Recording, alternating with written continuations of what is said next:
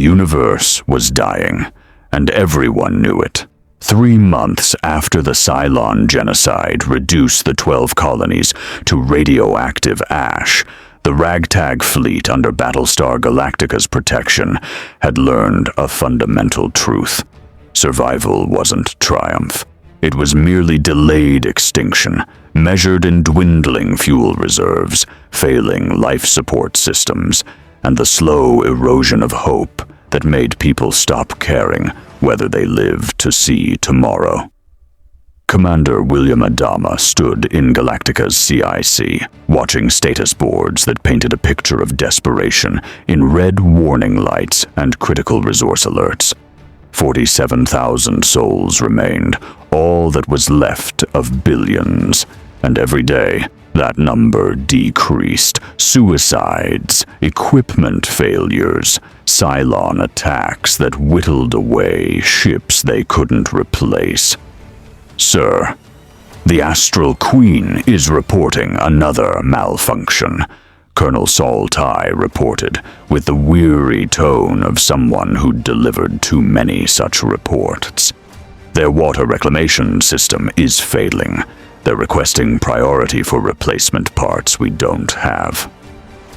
Add them to the list, Adama replied, knowing the list was already too long to address.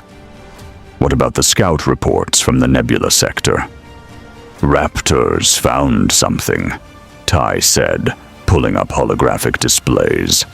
Coordinates that match references in the sacred scrolls.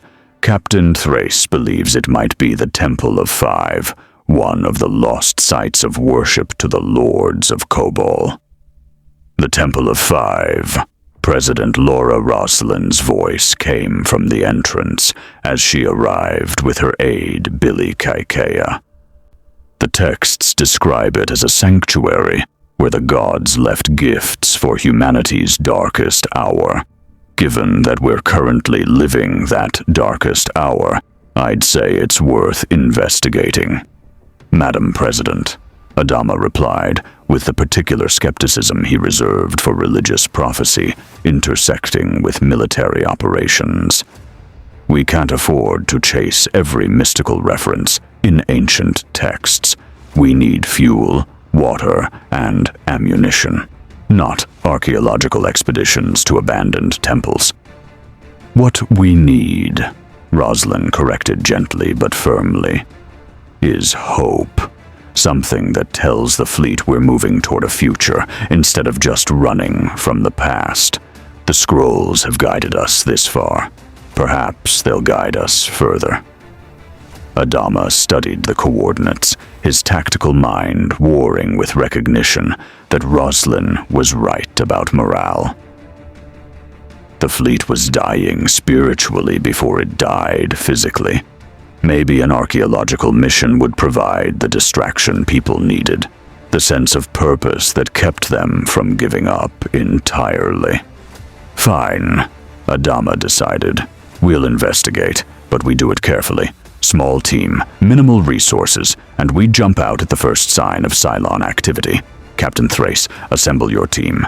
You've got 12 hours. Temple of Five, Barren Moon, designated Kobol's Tier. 14 hours later. The Raptor descended through the moon's thin atmosphere toward ruins that predated the colonies by millennia.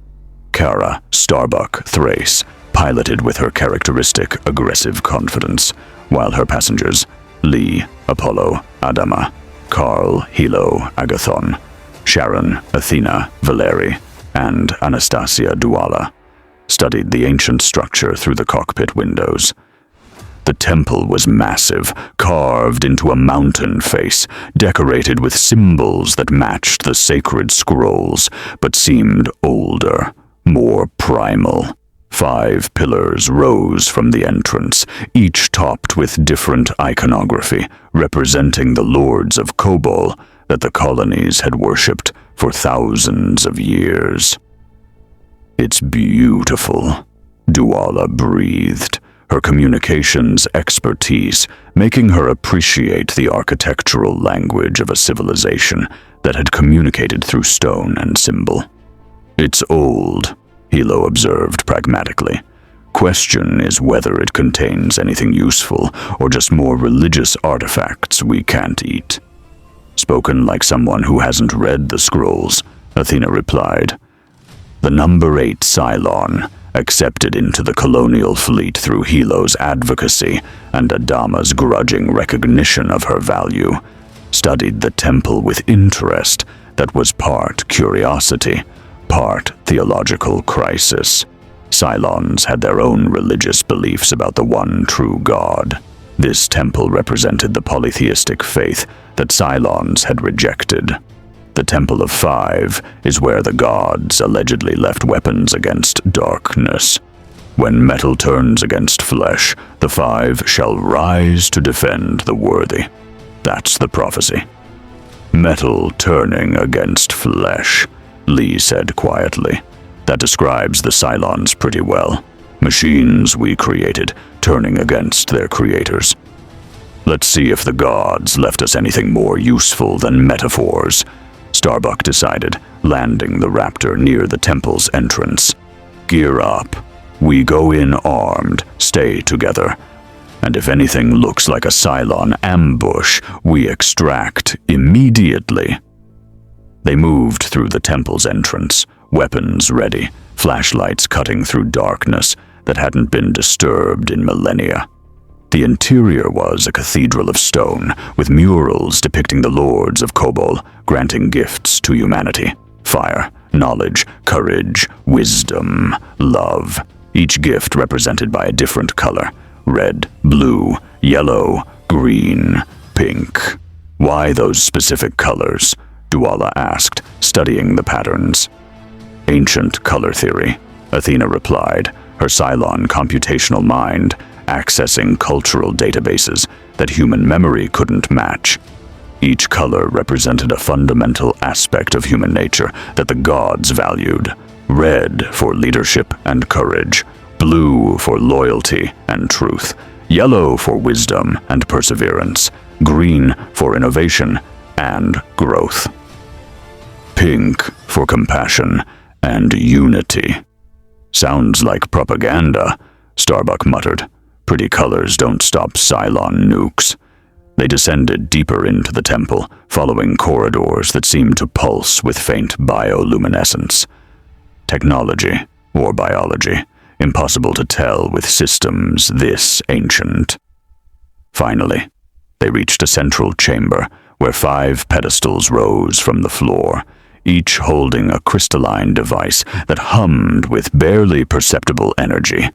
The devices were unlike anything colonial technology had produced, organic and mechanical simultaneously, shifting between states as if they couldn't decide whether to be alive or machine. Each corresponded to the colors from the murals: red, blue, yellow, green, pink. What are they? Lee asked, approaching cautiously with his weapon still ready. I don't know, Athena admitted, which was remarkable. Cylons knew colonial technology intimately. These predate anything in our databases. They're old, older than the colonies, possibly as old as Kobol itself. Should we touch them? Hilo asked the question everyone was thinking. Before anyone could answer, the devices activated. Not gradually, not with warning, but with immediate, overwhelming presence that filled the chamber with light and something else, something that felt like purpose made manifest. Those who carry humanity's hope, a voice announced, not audible, but experienced directly in their minds, speaking in languages each understood simultaneously. Those who remember what is worth fighting for, those who choose to stand when all others fall. You are called, you are chosen, you are the Guardians reborn. The 5 devices, morphers, though none of them knew that term yet, floated from their pedestals and moved toward the landing party with deliberate intent. Not threatening, but inexorable, drawn to specific individuals by criteria that mortal minds couldn't perceive. The red morpher moved to Lee Adama, the blue to Kara Thrace, the yellow to Karl Agathon, the green to Sharon Valeri, the pink to Anastasia Duwala. "What the hell?" Starbuck started, raising her weapon toward the approaching device. "Wait," Athena commanded, her Cylon analytical mind processing data faster than human instinct. "They're not hostile.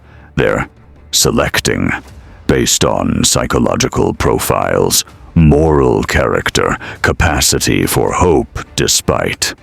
The morphers made contact. Each device touched its chosen recipient, and reality fractured. Lee Adama experienced visions, the lords of Kobol creating these devices as weapons against the darkness they knew would come, ancient wars against mechanical enemies that predated the Cylons, the knowledge that humanity would face extinction repeatedly throughout history and would need champions who embodied their best qualities rather than just their survival instincts. He saw himself leading, not through military authority, but through inspiring others to remember why survival mattered.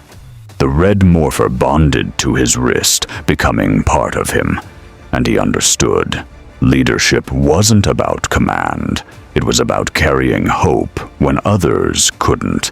Kara Thrace felt the blue morpher integrate with her very DNA, and the visions showed her truth she'd spent years running from.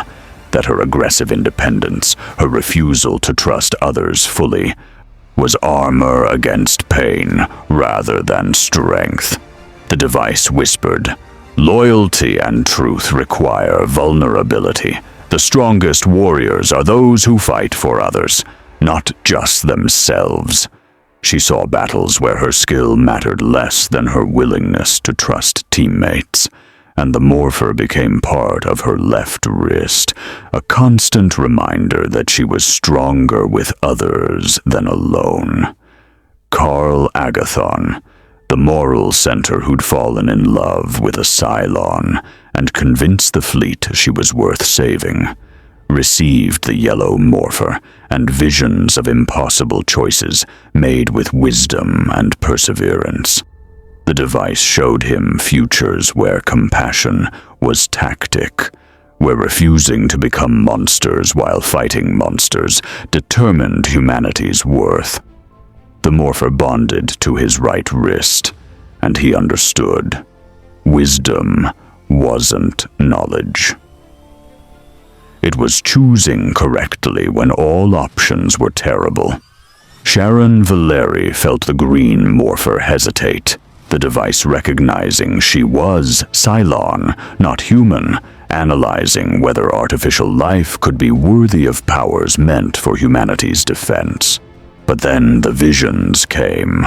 Her choice to betray her programming, her love for Hilo that transcended what she'd been designed to feel, her daily choice to be more than her creators intended.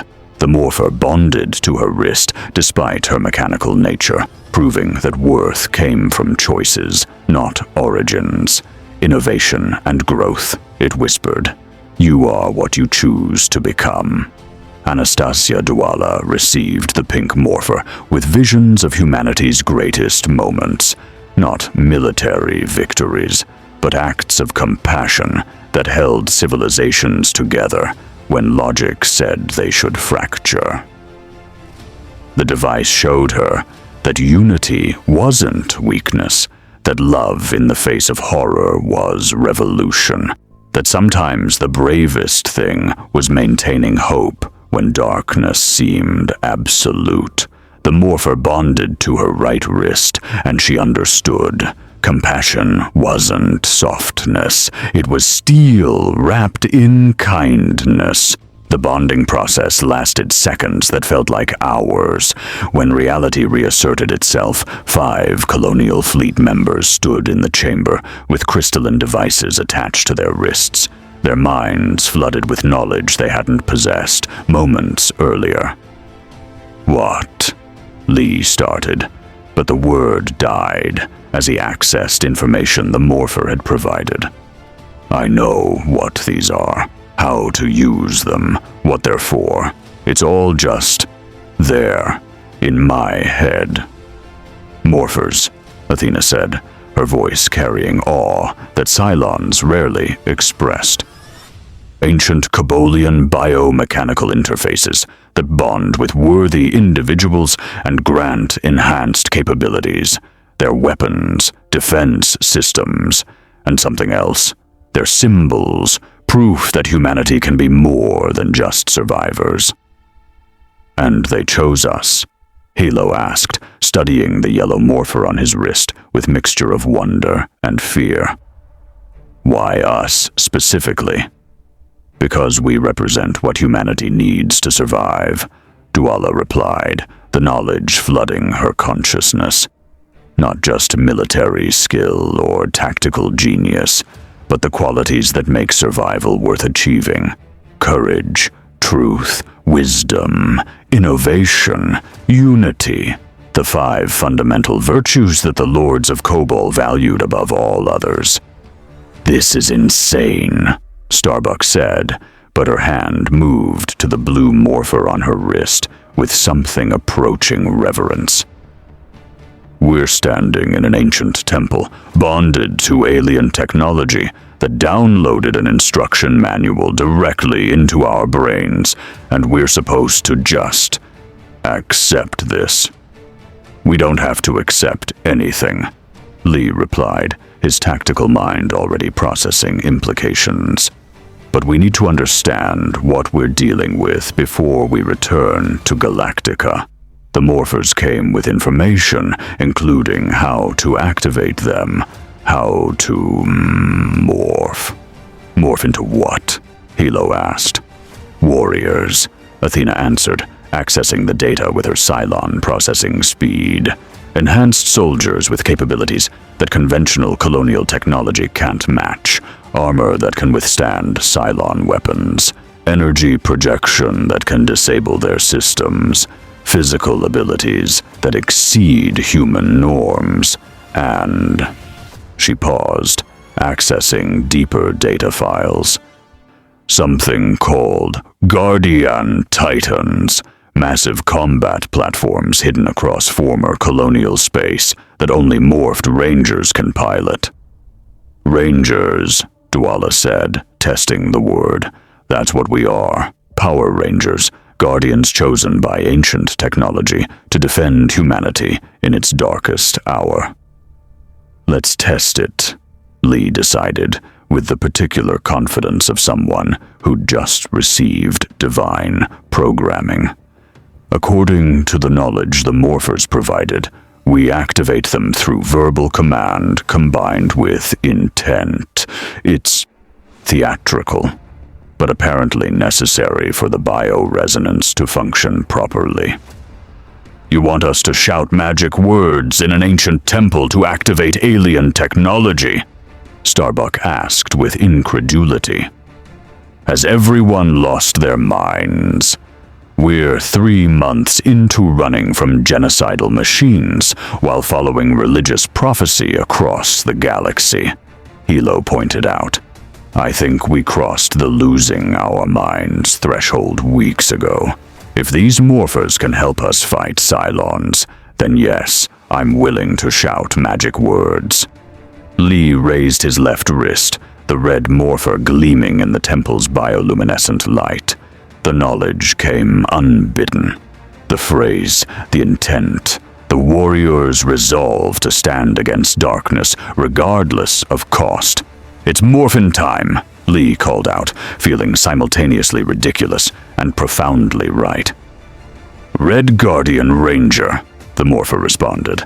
Energy erupted from the device, not harmful, but transformative, wrapping around Lee's body in red light that solidified into armor.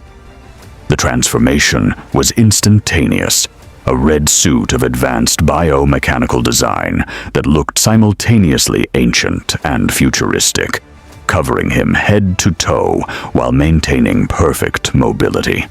A helmet manifested with visor that provided enhanced tactical displays, and in his hands, a sword materialized, the Guardian Blade, his mind supplied, weapon of the Red Ranger. "Holy frack," Starbuck breathed, staring at her transformed teammate.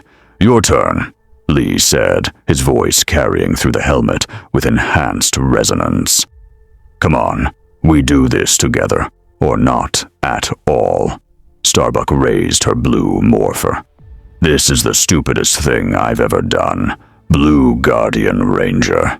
Blue energy enveloped her, transforming her into the Blue Ranger with armor that enhanced her already exceptional combat abilities. A bow appeared in her hands, the Guardian Bow, perfect for someone whose precision flying translated into precision combat. Hilo activated his yellow morpher. Yellow Guardian Ranger. Yellow transformation, yellow armor, a staff that extended into multiple configurations depending on tactical need. Athena hesitated, looking at the green morpher with expression mixing hope and fear. "I'm Cylon. What if the armor rejects me? What if I'm not actually worthy despite the bonding?" "You're Athena," Hilo said firmly. "You chose humanity over your programming. You're more worthy than most actual humans I know. Trust the morpher. It chose you for a reason." "Green Guardian Ranger," Athena said, and green energy proved her worth as it transformed her into the Green Ranger. Her Cylon nature not disqualifying her, but making her unique, the bridge between human and machine, proving that the old gods' technology recognized choice over creation. Duala was last, raising her pink morpher with quiet determination. "Pink Guardian Ranger." Pink transformation completed the team.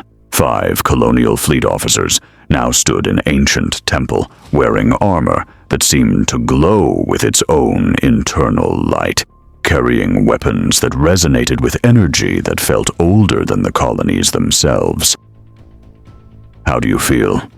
Lee asked, his enhanced senses through the helmet detecting his teammates' vital signs, combat readiness, even emotional states, through some kind of team link the morphers had established. "Strong," Hilo reported. "Like I could fight for days without tiring. The armor isn't just protection, it's enhancement. Physical abilities, reaction times, even cognitive processing is faster.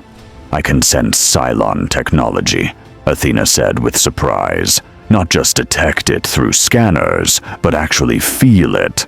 Like the morpher knows what artificial life signatures look like and can identify them even through interference."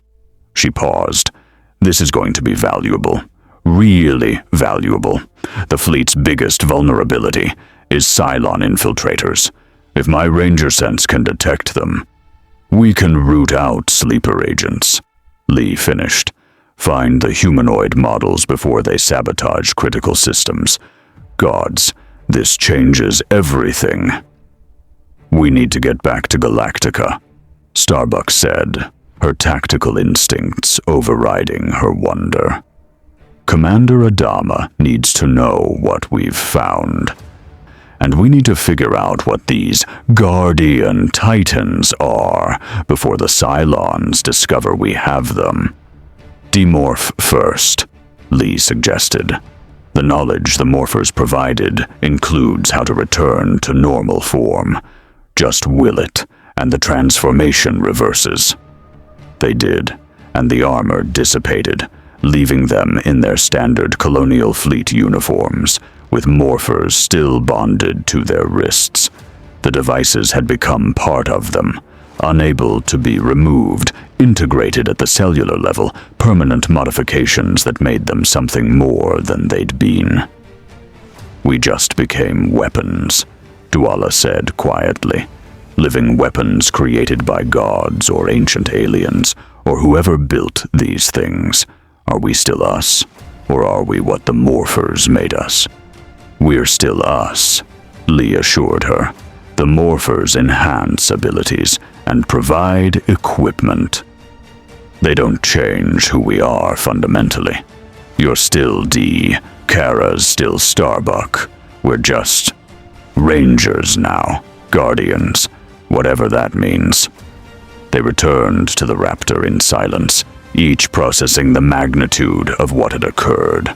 They'd entered the temple as desperate soldiers serving a dying fleet. They'd left as Power Rangers, chosen champions of humanity's ancient gods, wielding technology that could change the course of the war.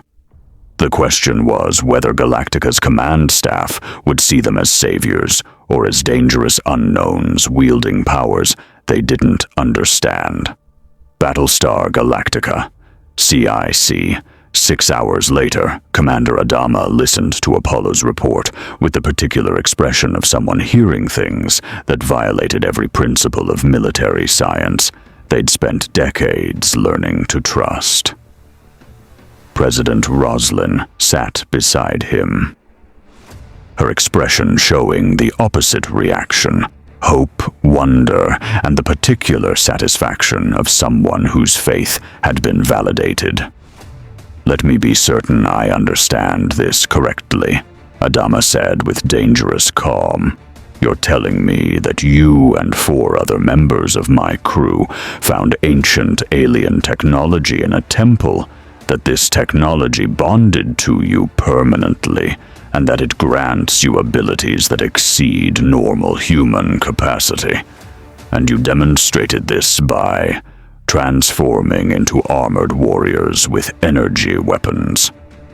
"Yes, sir," Lee replied, standing at attention with his 4 teammates flanking him. "The Morphers, these devices, contain knowledge about their capabilities. They were created by the lords of Kobol, or whoever built the temples we've been following. Their defense systems.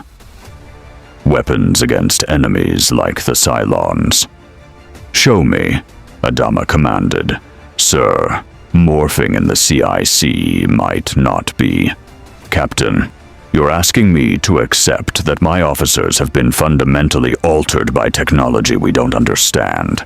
I need to see what we're dealing with, now." Lee exchanged glances with his team, received nods of confirmation, and raised his morpher. "It's morphin' time, Red Guardian Ranger." The transformation occurred in Galactica's CIC, witnessed by the full command staff. Red energy erupted, armor materialized, and suddenly the commander's son stood before him as something that looked like it belonged in a holovid rather than a military vessel. The CIC fell absolutely silent. Gaeta stopped working his console. Ty's hand moved unconsciously toward his sidearm. Adama stood slowly, approaching his transformed son with expression mixing shock, fear, and analytical assessment. "Take off the helmet," Adama ordered. Lee complied. The helmet dematerialized, revealing his face beneath. Still him, still recognizably human, but his eyes carried something different. Enhanced awareness, connection to systems he couldn't fully explain. "How does it work?" Adama asked. "What powers it? Is it Cylon technology? Could they control it?" "It's not Cylon, sir," Athena interjected. "My people, the Cylons, don't recognize this technology at all. It predates us by thousands of years, and I can confirm that from personal experience. I'm bonded to one, too." That got reactions. Multiple officers tensed as Athena morphed into the Green Ranger, proving that a Cylon could wield the same power that humans did, that the ancient technology didn't discriminate based on origin, but on worthiness. "A Cylon Ranger," Ty muttered. "That's all we need. Power we don't understand being wielded by toasters. Athena has proven her loyalty repeatedly." Halo defended, morphing into the Yellow Ranger in solidarity with his wife. The morphers chose her. That has to mean something. It means we're dealing with technology that makes decisions about who's worthy, Adama replied. Technology that judges, that selects, that grants power based on criteria we don't control. How is this different from the Cylons? They were technology that made decisions, that judged humanity, and they decided we were unworthy of survival. Because we choose how to use the power, Duala said, morphing into the Pink Ranger. The Cylons chose genocide. We're choosing to defend what's left of humanity. The morphers are tools, powerful tools, yes, but tools nonetheless. What matters is what we do with them. Starbuck morphed last, the Blue Ranger standing with her team in Galactica's CIC, 5 colorful warriors facing a command staff that looked like they'd just witnessed either a miracle or an abomination. This is going to change everything, Rosalind said quietly. The fleet will see you as either champions blessed by the gods, or as dangerous unknowns who might be as threatening as the Cylons. How you present this, how you use these powers, that will determine whether humanity rallies around you or tears itself apart trying to control you. Then we use them carefully, Lee decided, demorphing along with his team. We don't replace conventional military forces. We augment them. We train. We integrate with fleet operations. We prove that these powers serve humanity rather than control it. And if the Cylons come again, when they come again, we show them that humanity has guardians now. Protectors, rangers. And the Guardian Titans? Adama asked, having read the full report. These massive combat platforms you mentioned. We don't know where they are yet, Lee admitted. The morphers contain star charts, but we'll need time to locate them. If they exist, if they're as powerful as the knowledge suggests, they could change the tactical balance against Cylon base stars. Adama studied his son, his crew, the 5 people who'd been fundamentally altered by technology, that his every instinct said should terrify him.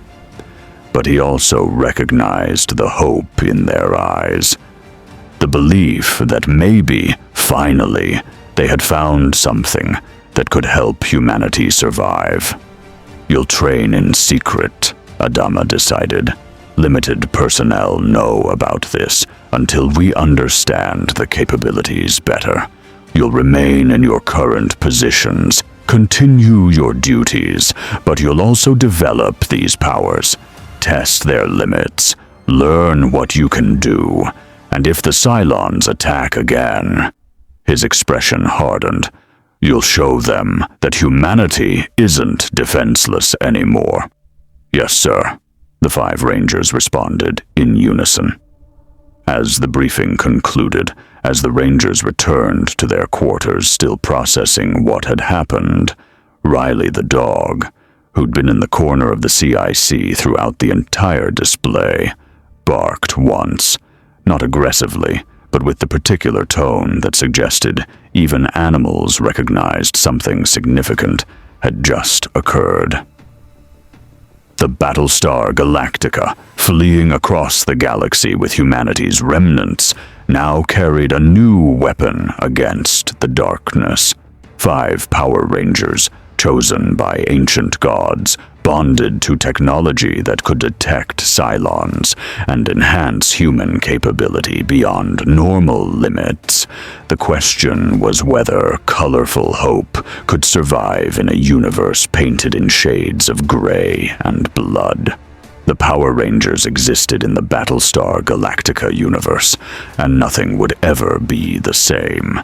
If you want to see more unlikely heroes bringing hope to dark universes, hit that subscribe button and drop the name of a hero team and dark setting you'd want to see in the comments below.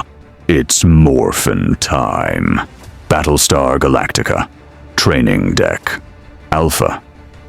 2 weeks after discovery.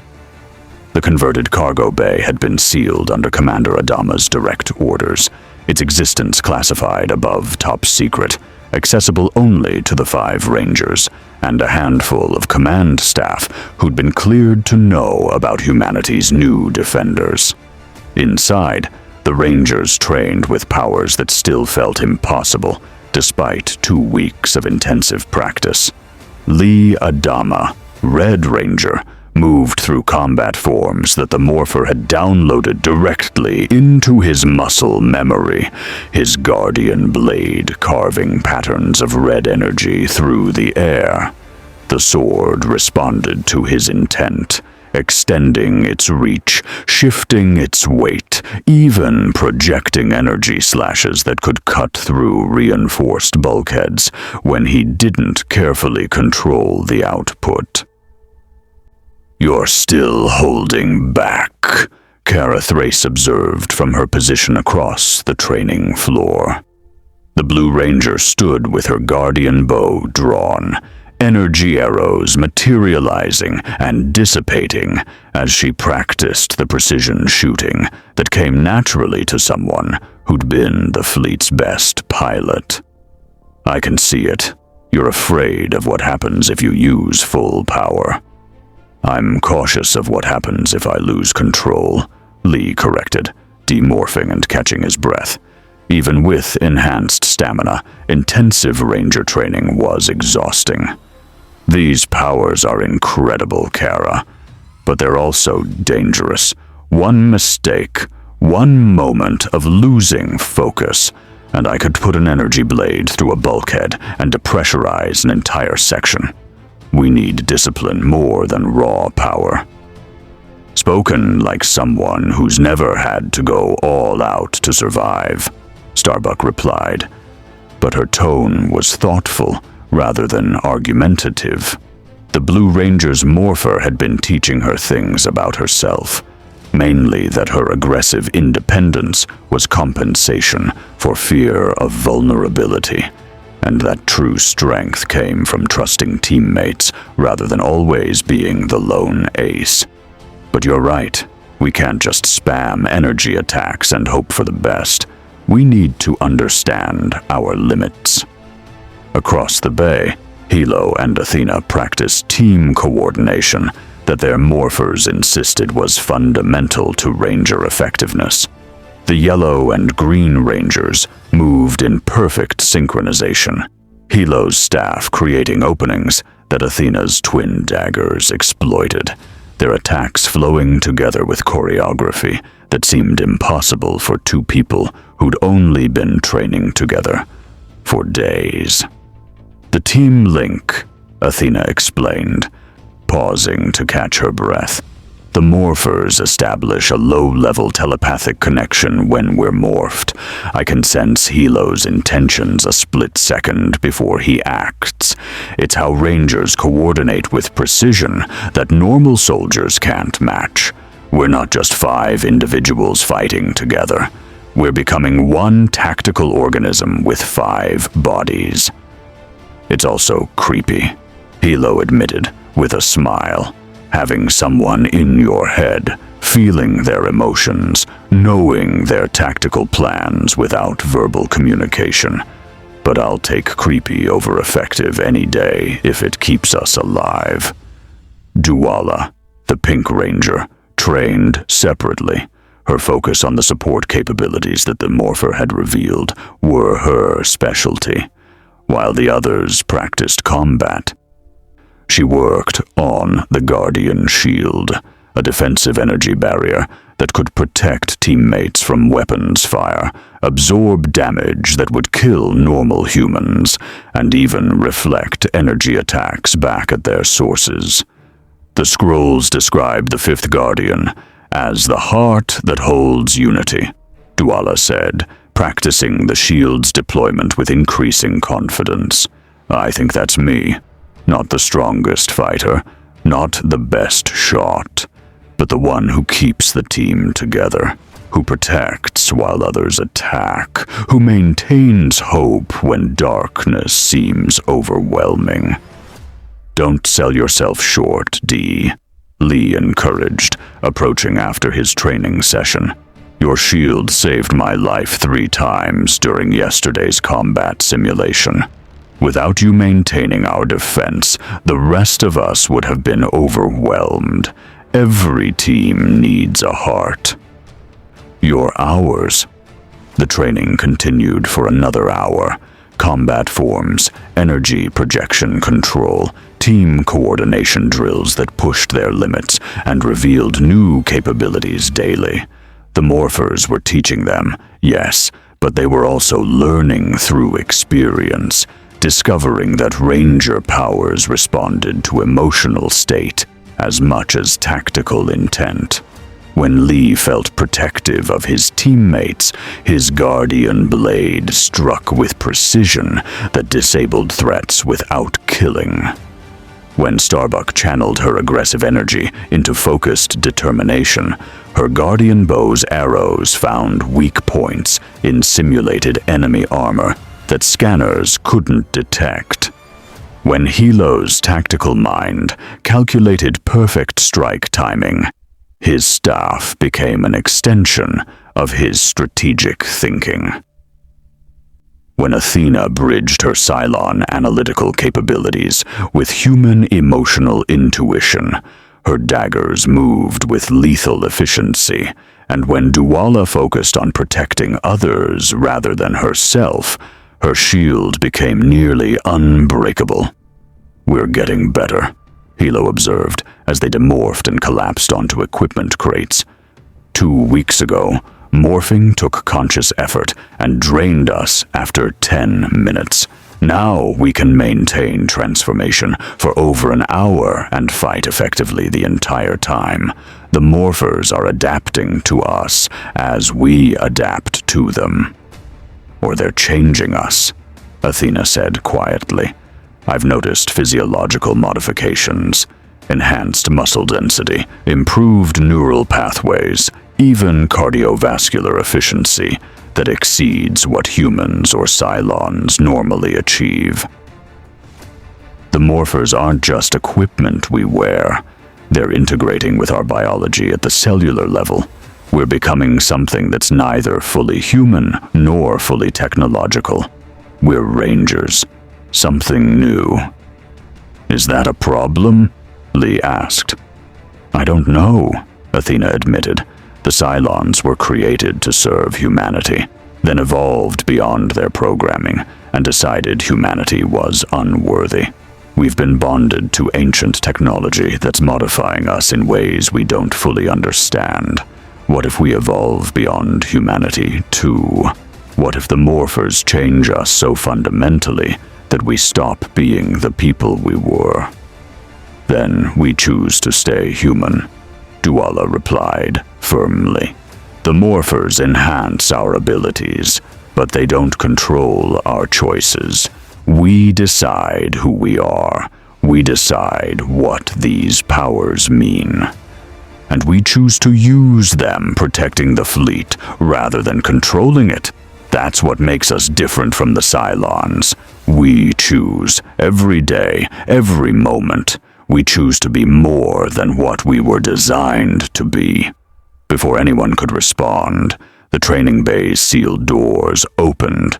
Commander Adama entered with President Roslin, Colonel Ty, and someone the Rangers hadn't expected, Galen Tyrol, Galactica's chief of deck crew, looking confused about why he'd been summoned to a classified facility. Chief Tyrol, Lee greeted, standing at attention despite being in workout gear rather than uniform.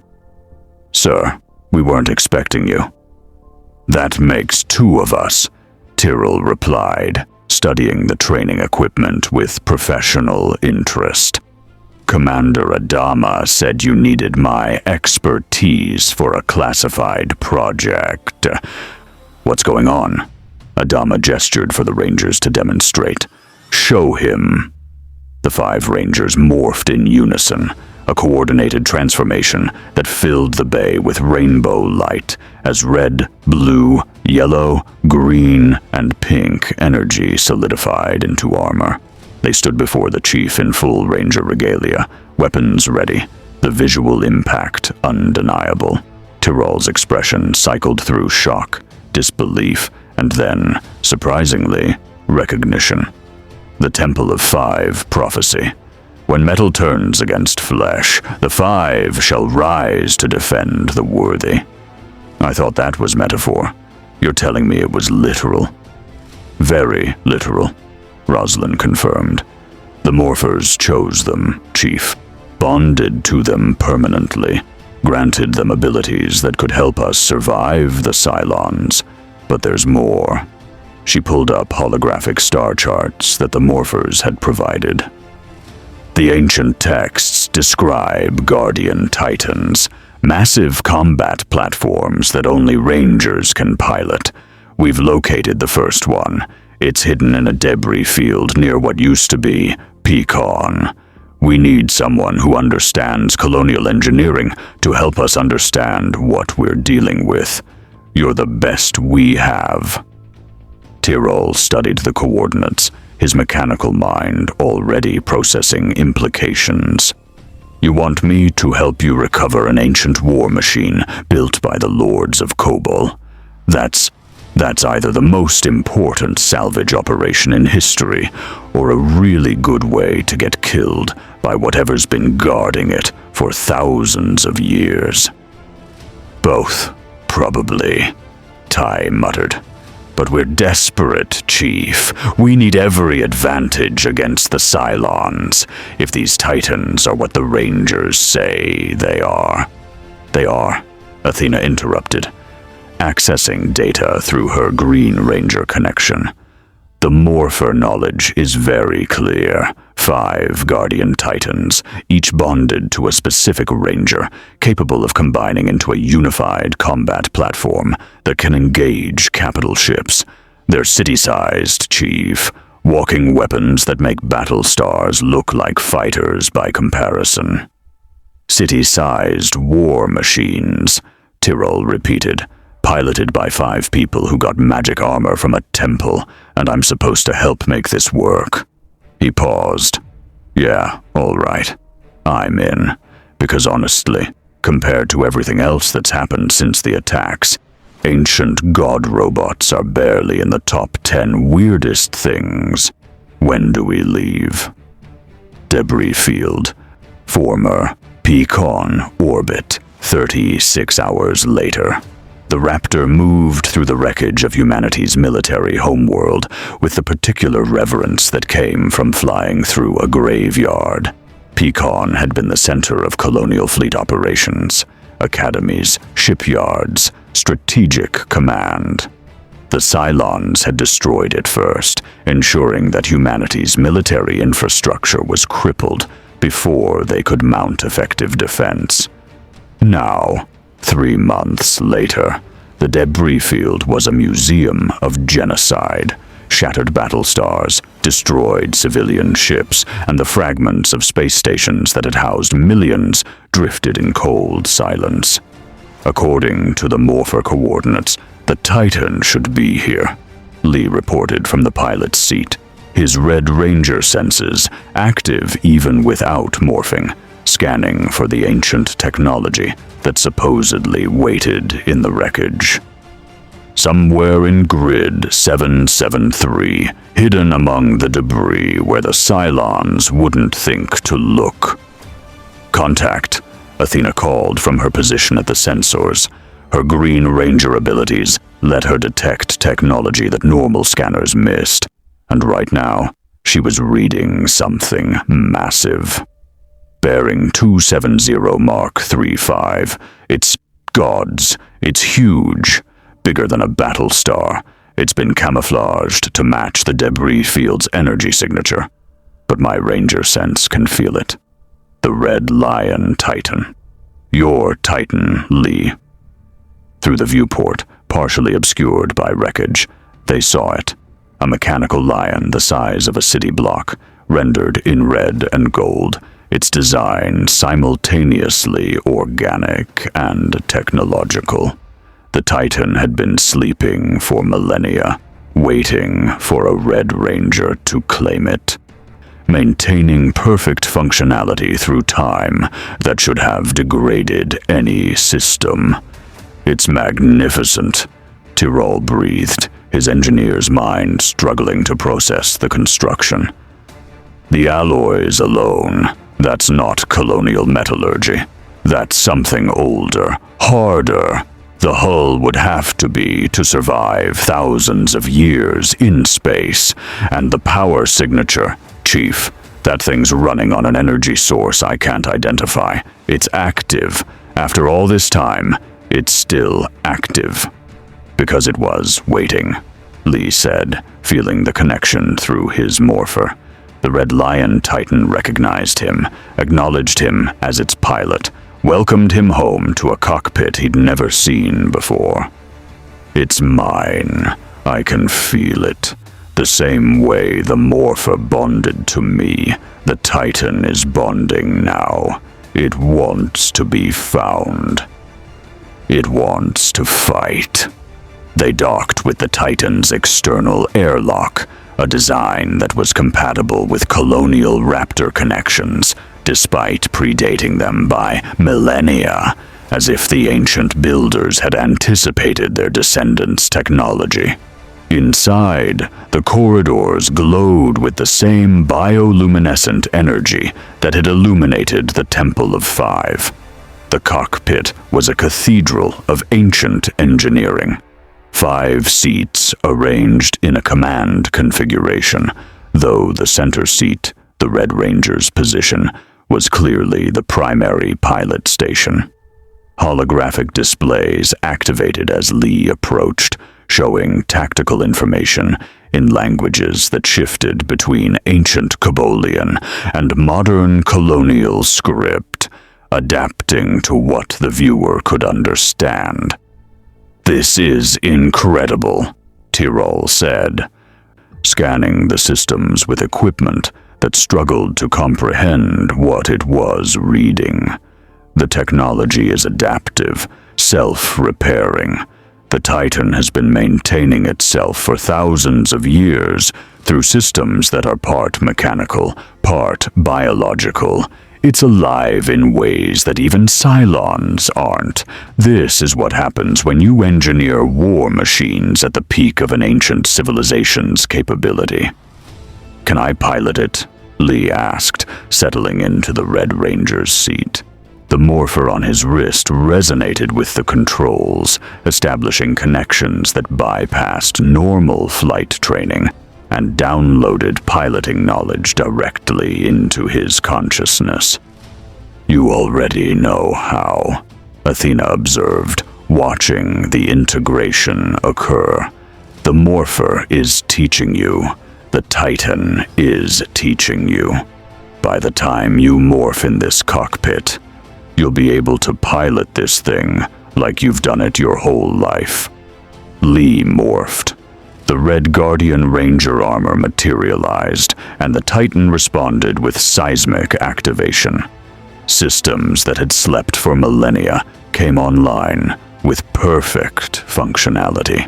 The cockpit displays shifted to combat configuration, and through external cameras, they watched as the Red Lion Titan's eyes glowed with energy as its systems achieved full operational status, as it prepared for the first time in thousands of years to move. "All systems optimal," Lee reported, reading data that his morphed state let him process at superhuman speeds. "Weapons online, propulsion active, defensive shields at maximum. The Titan is ready for combat operations." "Then let's see what it can do," Tyrol suggested, "because if the Cylons detect this thing activating, they're going to send everything they have to destroy it.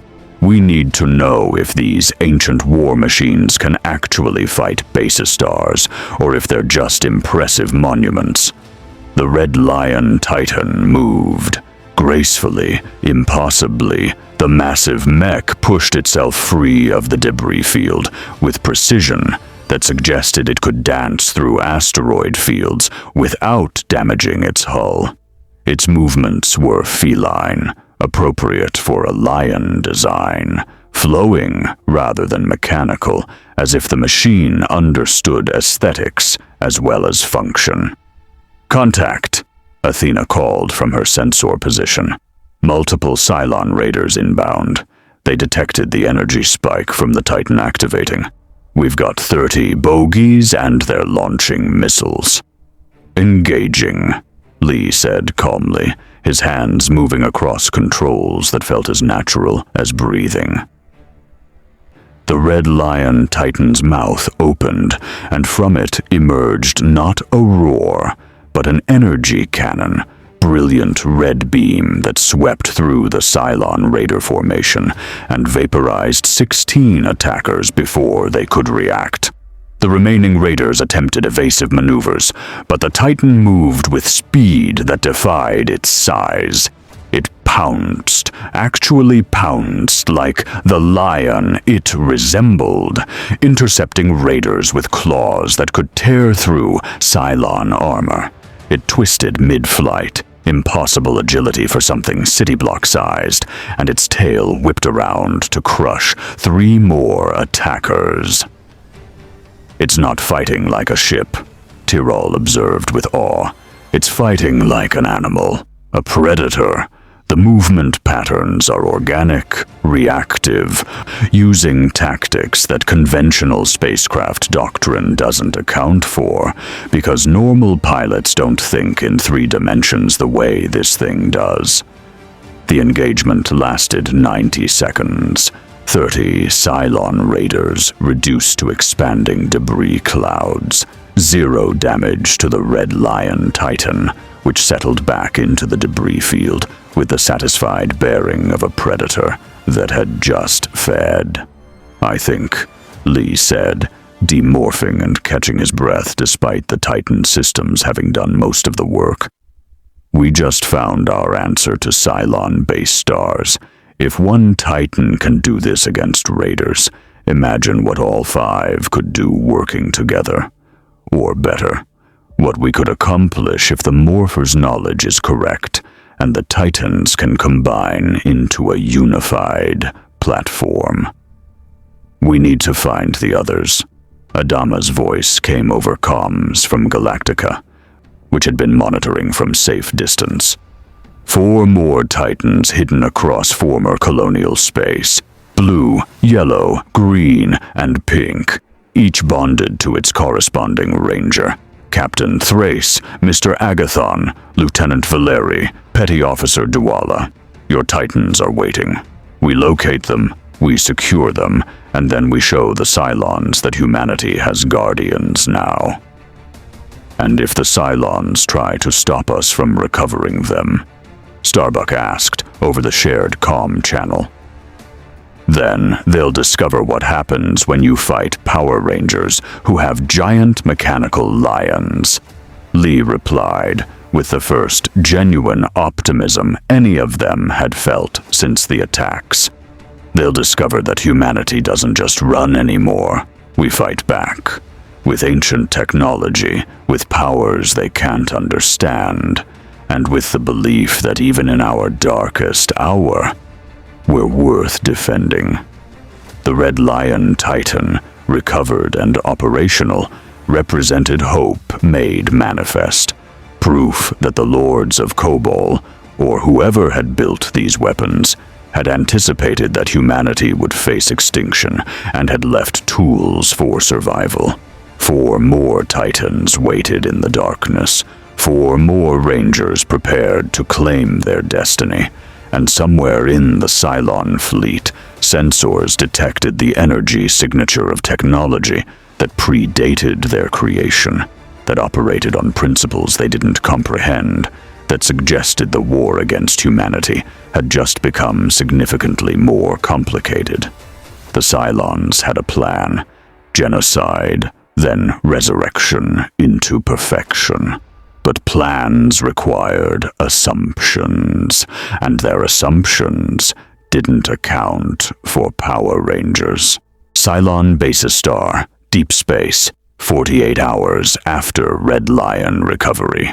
The Cylon hybrid, a biological computer, hardwired into the Basis Star's central systems, speaking in prophetic fragments that made sense only in retrospect, suddenly became agitated, its consciousness fragmenting across too many timelines simultaneously.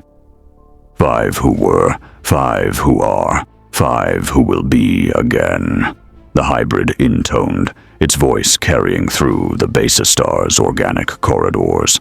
The colors of creation rise against the children of destruction. Metal meets metal, but one metal remembers what the other has forgotten. The lions will roar, the beasts will rise, and the plan fractures across chromatic wavelengths we cannot perceive. Number 6. The blonde Cylon model known for seduction and psychological manipulation stood before the hybrid with growing concern. It's been speaking about the chromatic threat for 2 days now, ever since our raiders encountered that thing near Pecan, the one that destroyed 30 raiders in 90 seconds using weapons that our models can't classify. Because it's not Cylon technology. Number 8, Sharon's model series, replied, accessing shared consciousness that all 8s contributed to. One of our models bonded with the humans, Sharon Valeri, call sign Athena.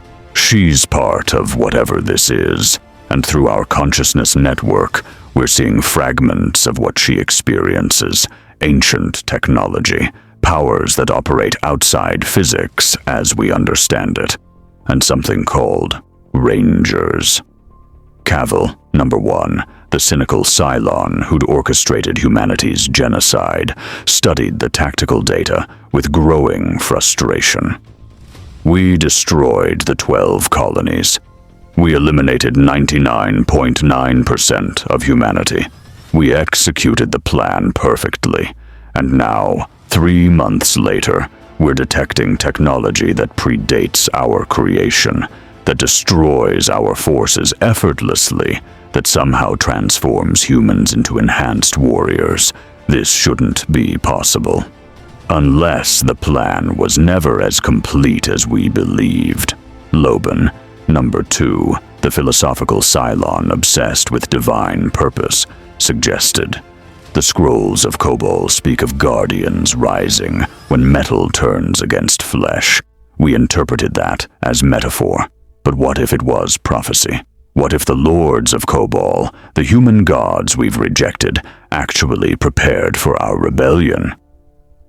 What if they left weapons specifically designed to counter synthetic life?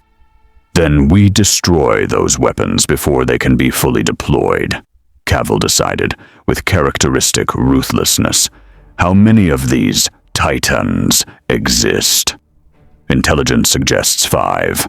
Number 6 reported, pulling up data compiled from captured humans and reconnaissance. Massive combat platforms bonded to specific individuals called Rangers. We've confirmed one is operational, the red one. 4 others remain hidden across former colonial space. If we can destroy them before the humans recover all 5, we maintain tactical superiority. And if we can't, Loban challenged, then we adapt. Cavil replied, we always adapt. That's what makes us superior to humanity. They're limited by emotion, by hope, by the belief that their gods will save them. We're practical. We evolve, and if these Rangers represent a genuine threat, then we develop countermeasures. We study their capabilities, find weaknesses, and exploit them, just like we did with the colonies. But even as Cavil projected confidence, doubt crept through the Cylon consciousness network. Because Sharon Athena's experiences, shared involuntarily across all 8s, revealed something that troubled the Cylon collective. The morphers chose based on moral worth, not species. A Cylon had been deemed worthy of powers meant to defend humanity.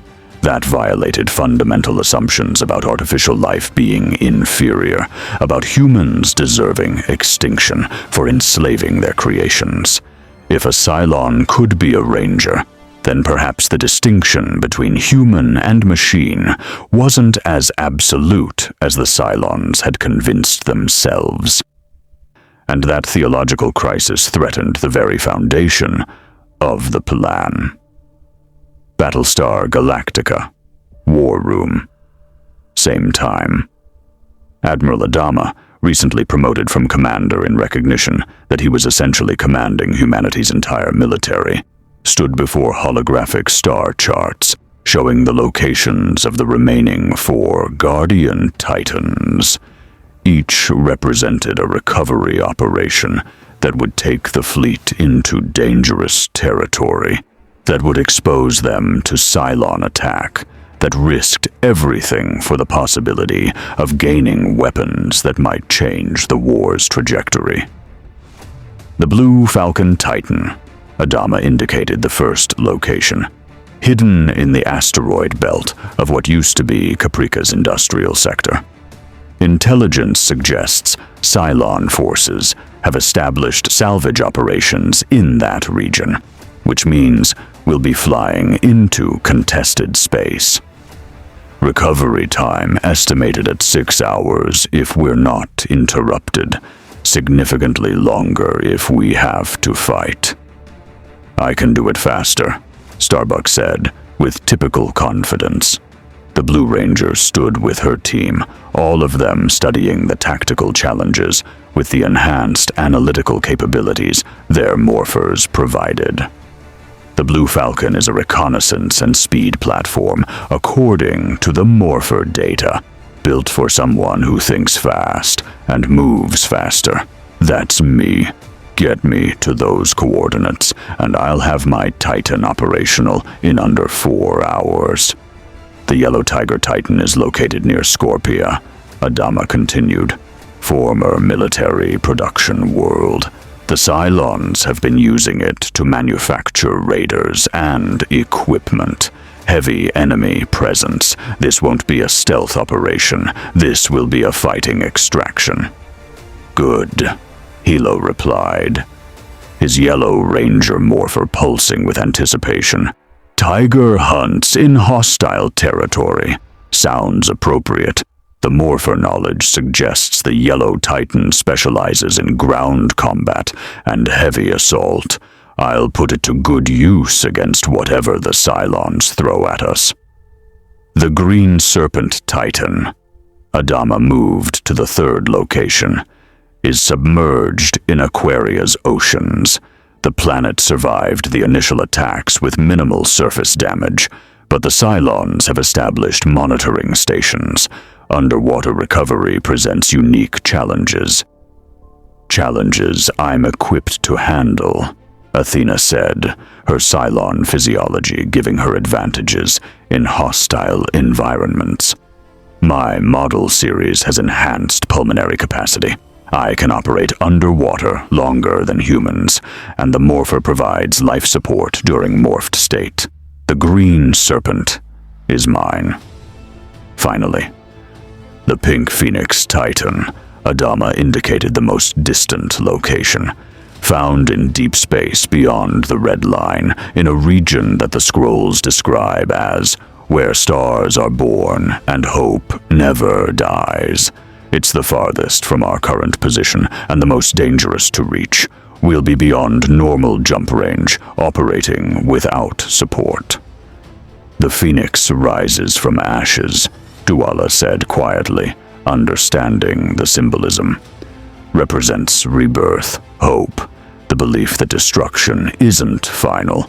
That's appropriate for the heart of the team. I'll recover it, Admiral, whatever it takes.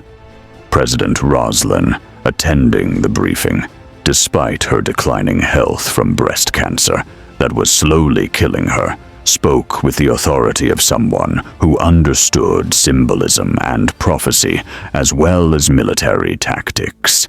These titans represent more than just weapons. They're symbols, proof that even in our darkest hour, we have guardians. The fleet needs to see this. Not the classified training, not the secret missions, but the Rangers standing as visible defenders. It's time to reveal their existence to the general population. Ma'am, with respect, that's premature, Ty objected. We don't fully understand these powers yet. Public knowledge creates expectations we might not be able to meet, and it makes the Rangers targets for anyone who sees them as threats rather than saviors. We're already targets, Lee countered. The Cylons know about us. They're developing countermeasures, and the fleet is dying from despair as much as from Cylon attacks. People need hope, Colonel.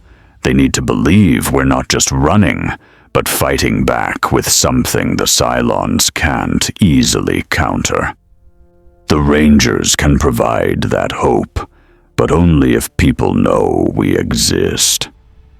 There's another consideration, Dr. Gaius Baltar interjected, the scientist having been cleared to study the morphers in hopes of understanding their technology. These devices operate on principles that violate conventional physics. They manipulate energy in ways that suggest access to dimensions we can't measure. If the Cylons develop similar technology, if they create their own Rangers, we lose our tactical advantage. Speed is essential. Recover the Titans, train the Rangers, and establish superiority before the enemy adapts. Then we move simultaneously, Adama decided. Split the fleet, take calculated risks. Each Ranger leads a recovery operation to their corresponding Titan's location. We coordinate timing, so all 5 activate within the same 6-hour window, which forces the Cylons to choose which threats to prioritize, rather than concentrating forces against individual targets. That's dangerously aggressive, Ty warned. We're dividing our forces, exposing ourselves to multiple attack vectors, banking everything on recovering ancient technology that might not work as advertised. That's called having faith, Saul, Roslin replied. Something this fleet desperately needs. The scrolls led us to the Morphers. The Morphers led us to the first Titan. We follow the path the gods have laid out and trust that it leads somewhere better than extinction. The decision made, the Rangers prepared for simultaneous operations that would either revolutionize humanity's defense or scatter the fleet's remaining forces across Cylon-controlled space in a disaster that could end the species. Caprica Asteroid Belt, Blue Falcon Recovery. H-hour, Starbuck's Raptor dodged through the asteroid field with the particular aggressive flying that made her the best pilot in the colonial fleet and also gave her passengers motion sickness. Behind her, a small tactical team provided support, but everyone understood this was primarily the Blue Ranger's operation. Contact, her sensor operator called. Multiple Cylon raiders. They're patrolling the exact coordinates where the Blue Falcon should be. They know we're coming. Then let's not disappoint them, Starbuck replied, her Blue Ranger morpher already pulsing with anticipation. All hands, this is going hot. Weapons free. Target the raiders and give me a clear approach to those coordinates. I'll handle the rest. The Raptor engaged. Its limited weapons barely adequate against the Cylon fighter swarm. But Starbuck wasn't planning to dogfight from the Raptor. She had something better in mind. Get me close, she commanded. 50 meters from those coordinates. I'm going EVA. Captain, that's suicide. The raiders will shred you before... Just do it, Starbuck ordered, already sealing her flight suit and checking the morpher. The knowledge it provided suggested something insane. Morphed rangers could survive vacuum for limited periods, could operate in space without conventional equipment, could literally fight in conditions that would kill normal humans. Time to test that theory. The Raptor's airlock opened.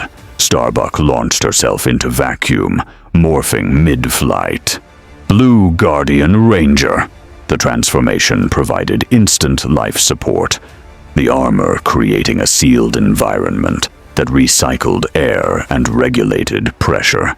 Energy wings manifested from her back, not for propulsion, but for maneuvering in zero-G environments, and her Guardian bow reconfigured into a rifle suitable for space combat.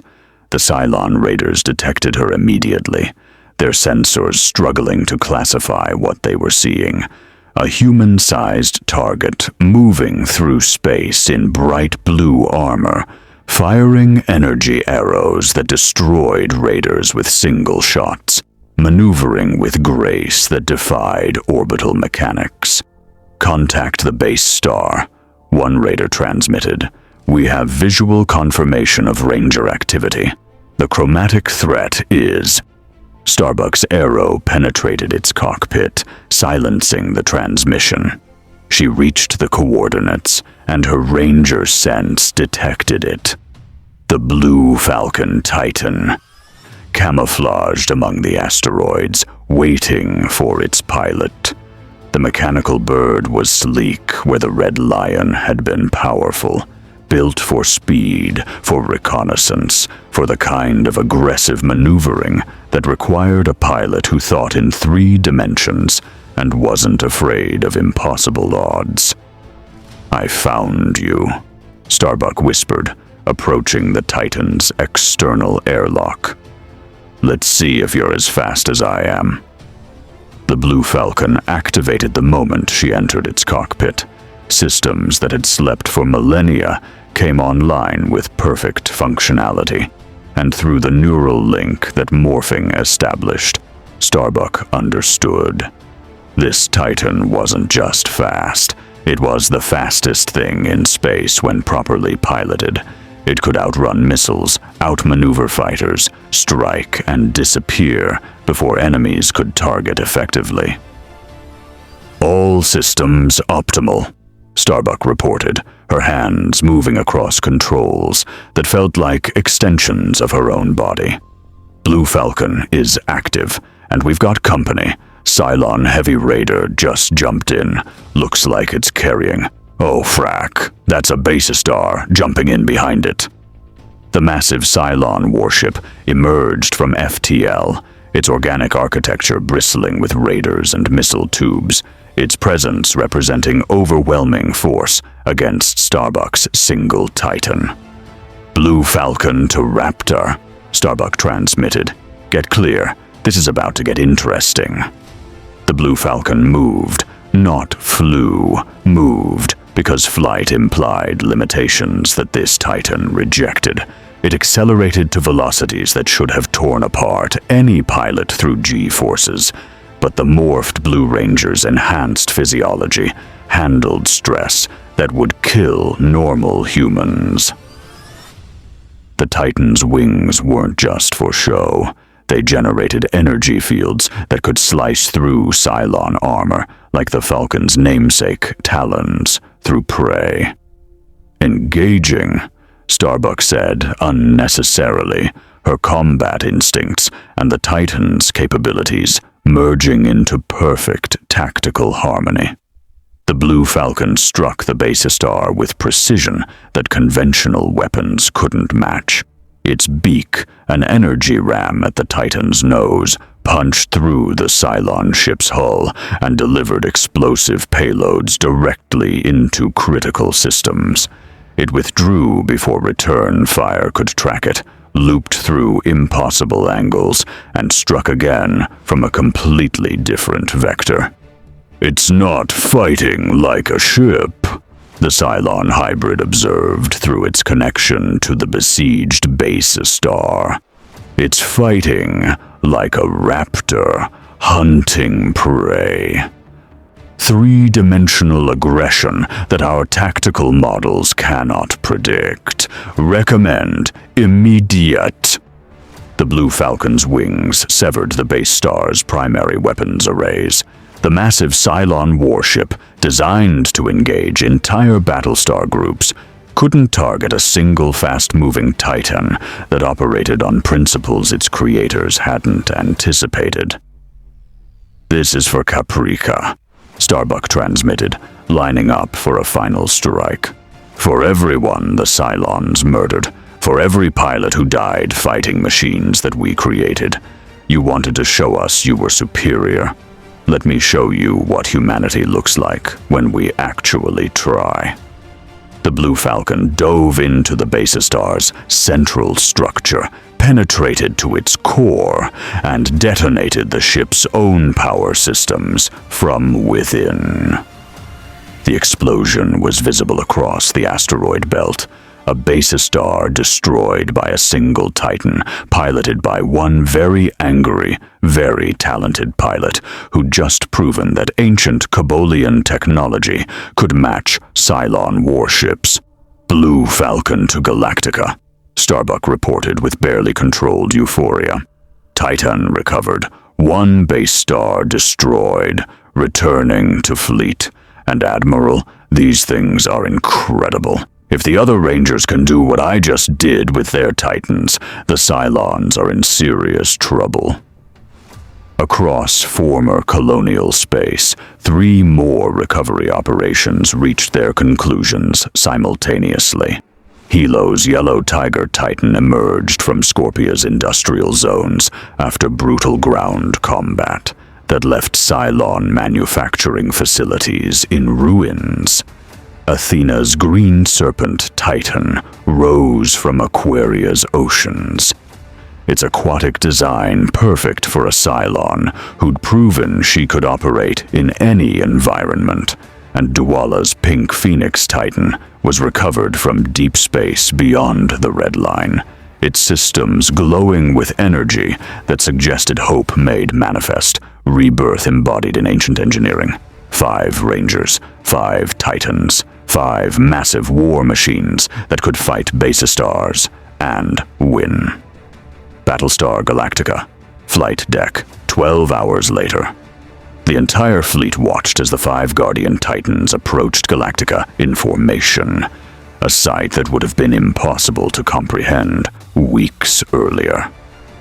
The Red Lion led, flanked by the Blue Falcon's sleek form, the Yellow Tiger's ground combat bulk, the Green Serpent's sinuous design, and the Pink Phoenix trailing energy that looked like fire rendered in ancient technology.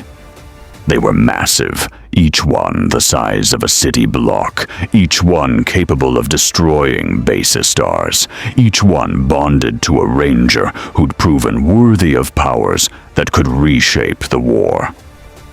"This is Admiral Adama to the fleet," the commander's voice broadcast across all channels. "What you're witnessing is proof that humanity has guardians, 5 rangers chosen by ancient technology, left by the lords of Kobol, 5 titans that can defend us against the Cylons. This is not the end of our struggle, but it's the beginning of our ability to fight back effectively. The darkness pursued us. Now we bring light to the darkness." In the CIC, President Roslin watched the Titans through the viewport with tears streaming down her face. They're beautiful, colorful, everything this war hasn't been. Their hope made visible, proof that even in our darkest hour, we're worth defending. "Their weapons," Ty corrected, but his tone carried less skepticism than it had weeks ago. "Powerful weapons, The question is whether 5 Titans and 5 Rangers can actually change the strategic balance, or if we're just delaying the inevitable. "Watch," Lee transmitted from the Red Lion's cockpit. "The Morphers say the Titans can combine, form a unified platform called the Kobol Megazord. We've never attempted it before. But if it works, if the ancient technology does what the knowledge suggests, you're about to see something that'll answer your question definitively." The 5 Titans began their combination sequence. The Red Lion formed the core and torso. The Blue Falcon attached as the right arm, its wings becoming weapons arrays. The Yellow Tiger became the left arm, its ground combat systems providing close quarters capability. The Green Serpent wrapped around as legs and lower body, its flexibility allowing for impossible agility at massive scale. And the Pink Phoenix formed the head and power core, its hope energy binding the entire structure together. The Kobol Megazord stood in space, a humanoid colossus that dwarfed battle stars, that radiated power in 5 colors simultaneously, that represented the ancient Kobolian civilization's ultimate weapon against extinction. "By the gods," Adama breathed, watching something that shouldn't exist according to everything he knew about engineering and physics. That thing could fight an entire Cylon fleet by itself. "Let's find out," Lee replied, his voice echoing through the Megazord systems as all 5 Rangers coordinated through their mental link. Long-range sensors detect 3 Cylon base stars approaching. They probably detected our Titan activations and came to investigate. Perfect timing for a field test. "Captain, you don't have authorization to..." Ty started. "Colonel, with respect, we're Power Rangers piloting a giant robot that predates your chain of command by thousands of years." Starbuck interrupted. "We're engaging. Galactica, maintain safe distance. This is about to get loud." The 3 Cylon base stars emerged from FTL, their raiders deploying in attack formations, their weapons targeting the Megazord with firepower, designed to destroy capital ships. The Kobol Megazord didn't dodge, it stood its ground, and when Cylon missiles struck, the Pink Phoenix's Hope Shield absorbed the impacts without sustaining damage. Then it moved, impossibly fast for something its size, and its combined firepower demonstrated what happened when ancient Kobolian weapons engineering was properly motivated. The Blue Falcon arm fired precision strikes that disabled Basistar weapons arrays. The Yellow Tiger arm engaged in close-quarters combat that crushed Cylon hull plating. The Green Serpent legs provided mobility that made the Megazord dance through enemy formations. And from the Red Lion core, the Unity cannon fired, a beam combining all 5 Rangers' energy that carved through the lead base star like it was constructed from paper rather than advanced armor. The engagement lasted 4 minutes, 3 base stars destroyed, 0 damage to the Kobol Megazord, which separated back into individual Titans and returned to Galactica's vicinity with the casual bearing of hunters who just handled routine prey. The fleet erupted in celebration, thousands of people watching from viewports, seeing for the first time that humanity could fight back, that they had defenders who could match Cylon military power, that hope wasn't just religious platitude, but tactical reality. Admiral Adama watched the celebration with expression mixing pride and trepidation. They'd gained incredible weapons, but weapons were only as effective as the warriors wielding them. And the 5 Rangers were still fundamentally human, capable of making mistakes, of failing, of being corrupted by power they wielded. The question was whether Power Rangers could survive in Battlestar Galactica's universe without becoming as dark as the forces they fought. Time would tell. But for now, for this moment, humanity had guardians, and the Cylons had just discovered that their plan didn't account for giant robot dinosaurs piloted by morphing teenagers with attitude. 3 weeks after Megazord debut, the abandoned city was a tomb.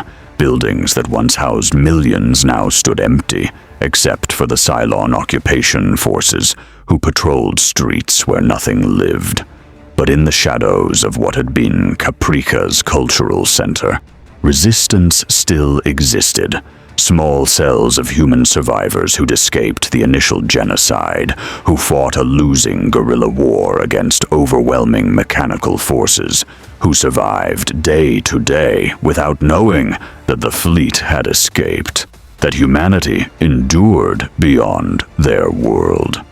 Samuel Anders, professional pyramid player turned resistance leader, crouched in the ruins of a sports arena with his team, watching a Cylon patrol pass through what had been their safe zone. 8 Centurions, methodical and efficient, scanning for human life signs with sensors that made hiding increasingly difficult. "We can't keep this up," Jean Barolet whispered, checking her rifle's ammunition count with the practiced efficiency of someone who'd learned combat through necessity rather than training. "We're down to 17 people.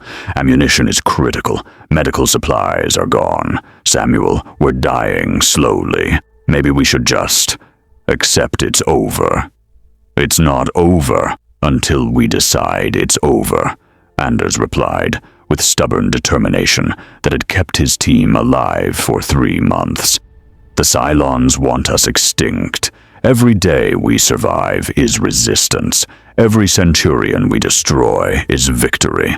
We keep fighting because the alternative is giving them what they want." "Contact," Sushan called from her Overwatch position. "But it's not Cylons.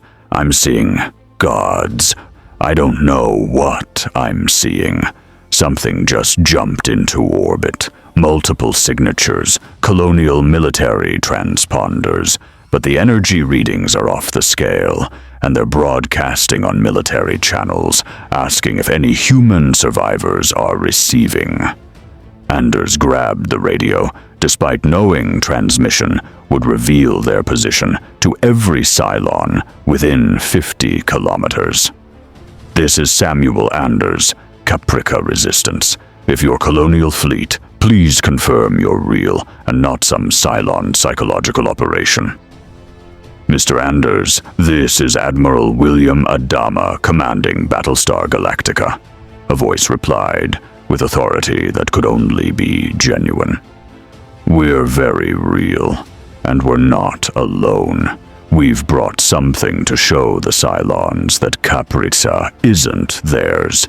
Get to high ground and watch the sky. You're about to witness humanity fighting back." The resistance team scrambled to the arena's upper levels, their eyes turning skyward as 5 massive objects descended through Caprica's atmosphere in formation. The Guardian Titans, each one impossible, each one blazing with energy that made the afternoon sky look like a light show, each one representing power that the resistance fighters had never imagined humanity possessed. "What are those?" Barolet breathed, watching the Red Lion Titan land with feline grace that shouldn't exist at city block scale. "They're huge. Bigger than anything the Cylons have. Are they ours?" "They're ours," Anders confirmed, watching the Blue Falcon, Yellow Tiger, Green Serpent, and Pink Phoenix take positions around Delphi's perimeter.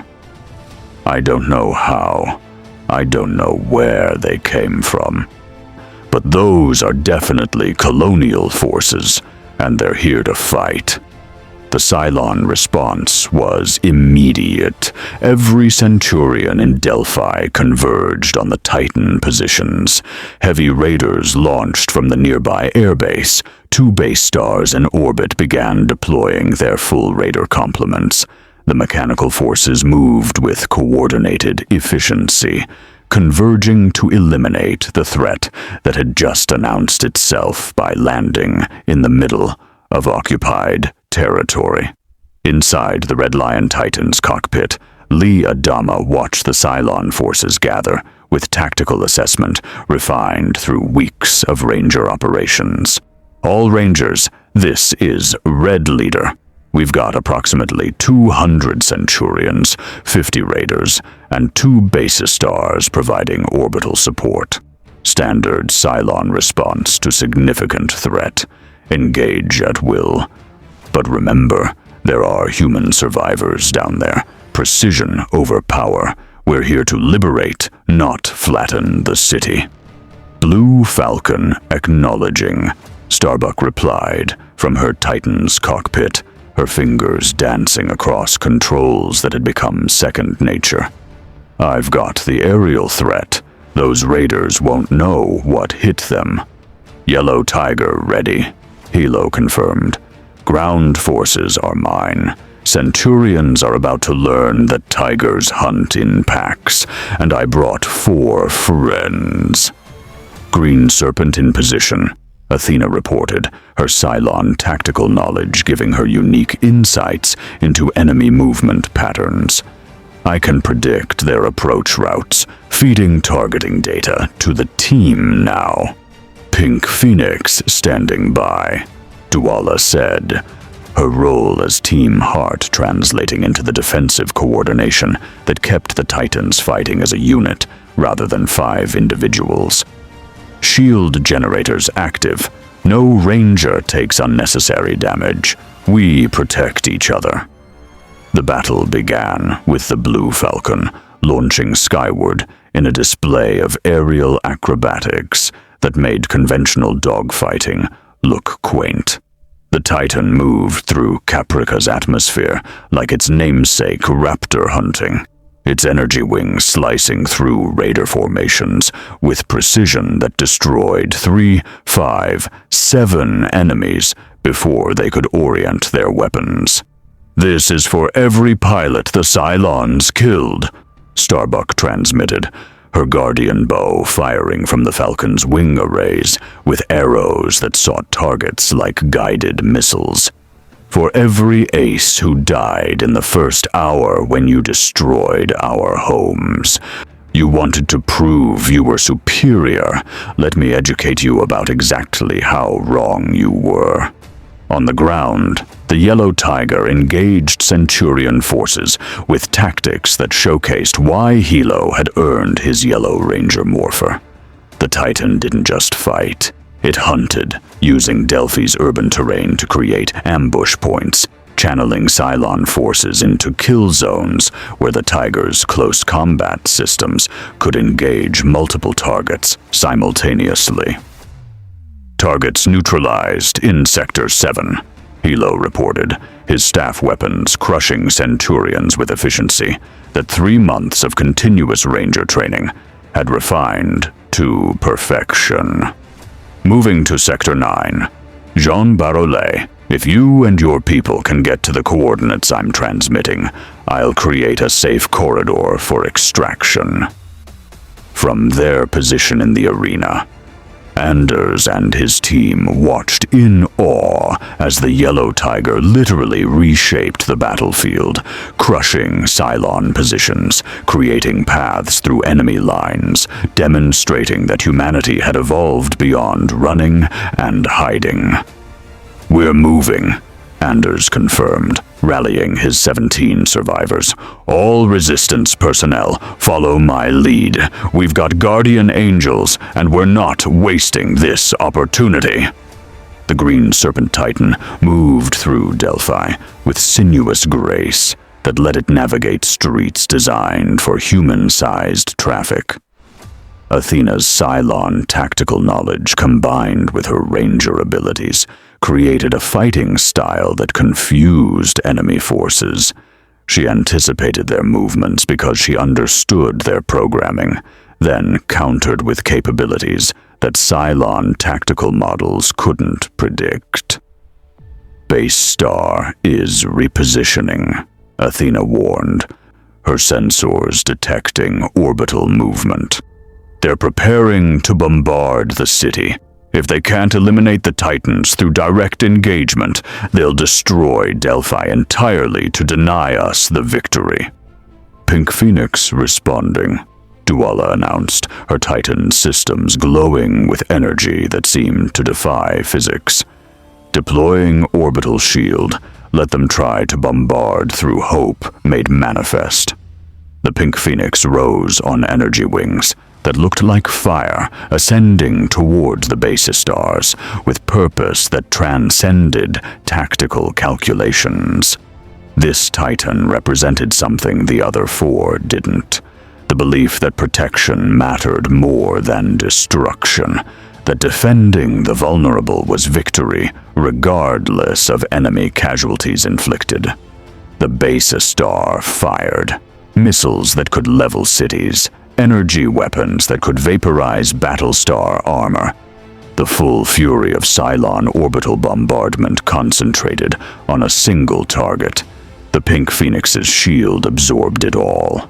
Energy that should have penetrated, that should have destroyed, that should have killed, stopped, dissipated, reflected back toward its source with interest compounded by righteous fury. The plan didn't account for this, the Cylon hybrid observed from its connection to the damaged base star. Metal that chooses to protect rather than destroy. Weapons that serve hope rather than fear. The chromatic spectrum has manifested properties we cannot quantify. Recommend immediate. All Titans, converge on my position, Lee commanded from the Red Lion. It's time to show the Cylons what happens when humanity fights as a team rather than as individuals. Megazord formation, now. The 5 Titans launched skyward simultaneously. Their combination sequence now practiced enough to execute mid-combat. The Red Lion formed the core. The Blue Falcon attached as right arm. The Yellow Tiger became left arm. The Green Serpent wrapped as legs. And the Pink Phoenix bound it all together as head and power source. The Cobol Megazord stood above Delphi in the afternoon sky. A colossus that represented ancient Cobolian engineering at its finest.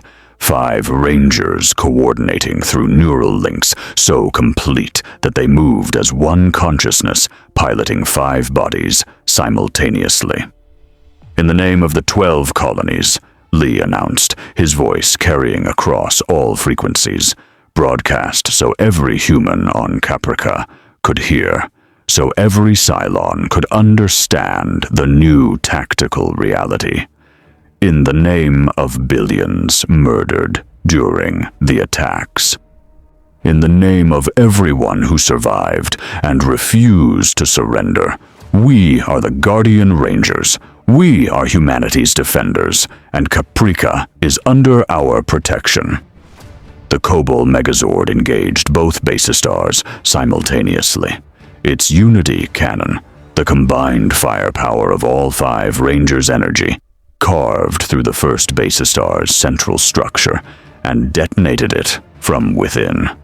The second base star attempted evasive maneuvers, but the Megazord moved with impossible agility, closed the distance, and engaged in close-quarters combat that saw a city-sized humanoid mech literally punching through Cylon armor with fists that channeled ancient power. "For the colonies!" The 5 Rangers shouted in unison, their individual voices merging into harmony that carried conviction through shared neural link. For humanity. For everyone we've lost and everyone we're protecting. This is our stand, this is our fight, and you will not take it from us.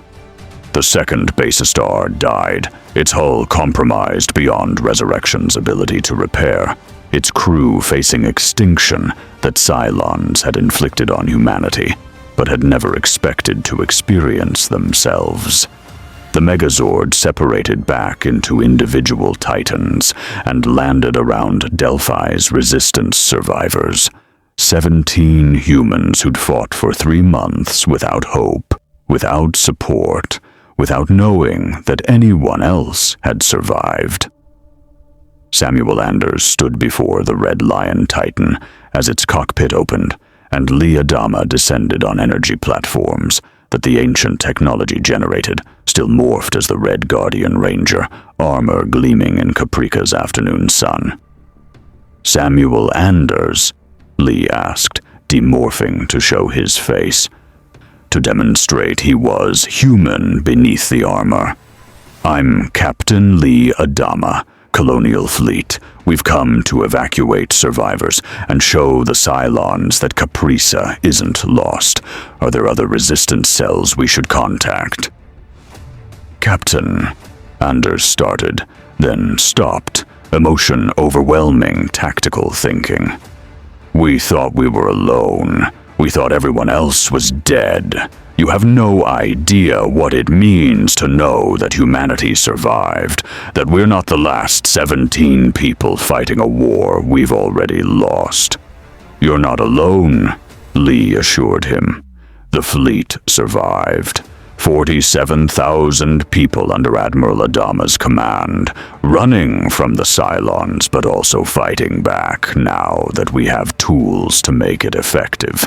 And you," he gestured at the resistance survivors, "you're part of that fight. You'll come with us, join the fleet, and help us prove that humanity is worth defending."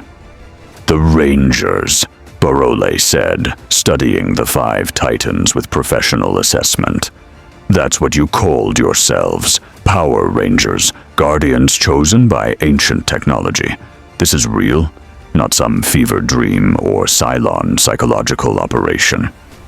"It's real," Starbuck confirmed, approaching from the Blue Falcon, with her characteristic swagger, enhanced by knowing she piloted a mechanical bird that destroyed Battlestars. "As real as the genocide, as real as your survival, as real as the fact that we just liberated Delphi and showed every Cylon in this sector that humanity has guardians now." The evacuation took 6 hours, recovering not just Anders's cell, but 3 other resistance groups across Caprica who'd received the broadcast and made desperate runs for extraction points. By the time Galactica's Raptors finished their runs, 247 survivors had been recovered, not many compared to billions lost, but each one a victory against extinction. 48 hours later, the 5 Rangers stood together, still in their flight suits, watching Caprica recede through the viewport as the fleet prepared to jump away. They'd accomplished their mission, liberated survivors, demonstrated that humanity could fight back, shown the Cylons that their occupation wasn't absolute. But victory tasted bittersweet when measured against what had been lost. "We saved 247 people," Duala said quietly. "On a planet that used to have billions, it's not enough. It'll never be enough to make up for what the Cylons destroyed." "But it's something," Halo countered. 247 people who were living on borrowed time, who thought they were alone, who now know the fleet exists and humanity survives. That's not nothing. That's hope. That's the Pink Ranger's specialty made manifest. "The Cylons will adapt," Athena observed, her tactical mind already processing enemy response patterns. "They've seen the Megazord now. They understand what we're capable of. They'll develop countermeasures, train their forces specifically to fight Titans, maybe even attempt to create their own version of Ranger technology. This was a major victory, but it won't be the last battle. It might not even be the hardest. Let them adapt, Starbuck said with defiant confidence. We'll innovate faster. That's what Rangers do. We grow stronger through adversity.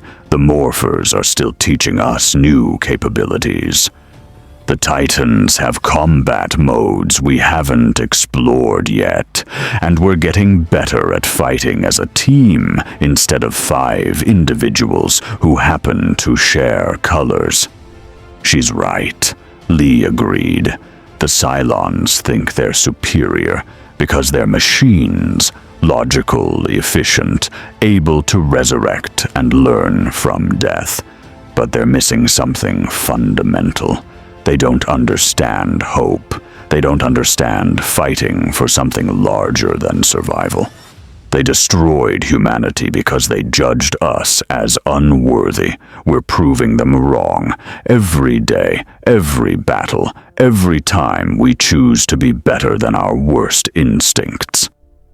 Admiral Adama approached the Rangers, his expression showing the complex emotions of a father, watching his son become something beyond his understanding.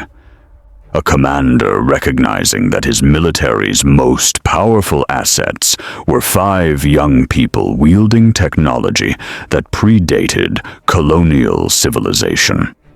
The Quorum of 12 wants to meet with you, Adama informed them.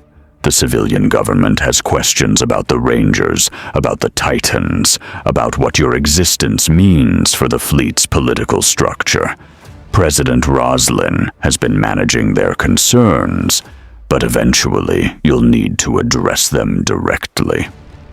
What kind of concerns? Lee asked.